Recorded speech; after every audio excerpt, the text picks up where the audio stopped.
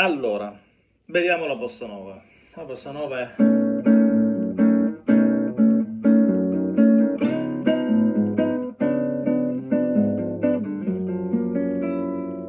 Che schifo.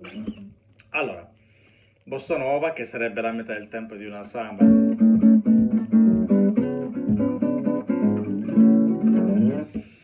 Dovete tenere il quarto in mente. Ta ta ta ta ta ta ta ta ta ta ta ta, o meglio ta ta ta ta.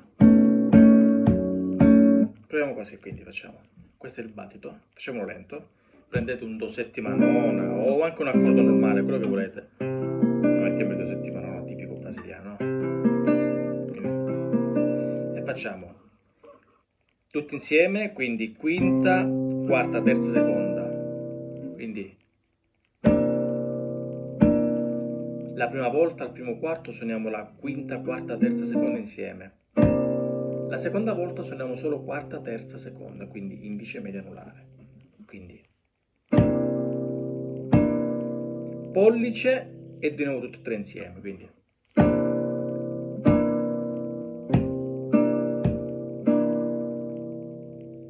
vediamo. Pollice insieme.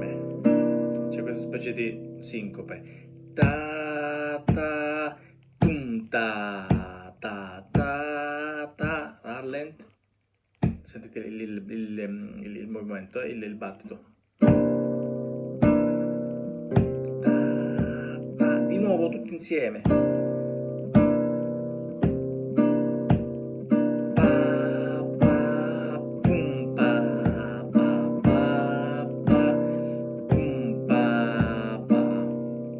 Cambiamo posizione sul Si.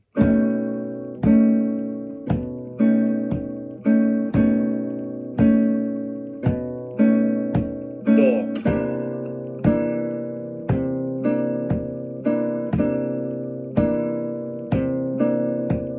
Mettete, mi piace. Questa è una bossa generica, poi si può cambiare accento, si può cambiare... comunque la formula è sempre quella, dovete stare sul quarto, ta è tipo... oppure potete fare...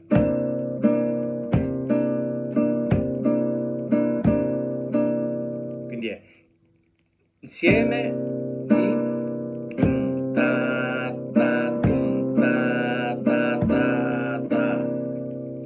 Questo è un po' più complicato, però se lo mettete rallent ancora.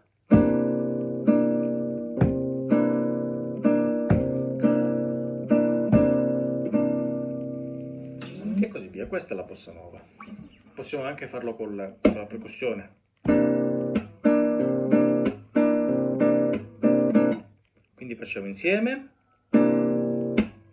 Ora invece di suonare quelle tre di prima, quindi indice, medio, anulare sulla quarta, seconda, terza, facciamo così.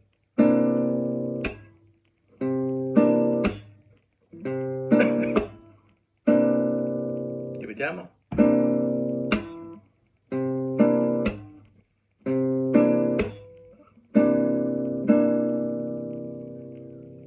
Ok, l'importante è capire e cadere sul tempo. Ta ta ta ta ta ta ta.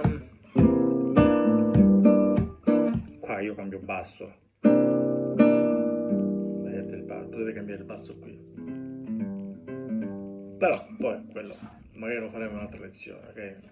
Il maestro della bossa, vabbè, io vengo dal conservatorio, però ho seguito la scuola di Pino Daniele, insomma.